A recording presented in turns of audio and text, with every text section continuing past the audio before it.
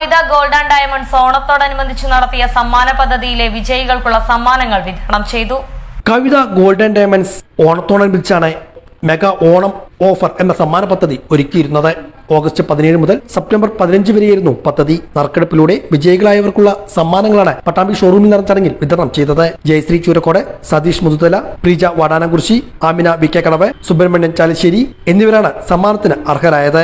S I Santhosh, Rajesh, CPO Antony എന്നിവർ ചേർന്ന് വിജയികൾക്കുള്ള സമ്മാനങ്ങൾ വിതരണം ചെയ്തു. സ്മാർട്ട് ടിവിയാണ് ഒന്നാം സമ്മാനമായി നൽകിയത്.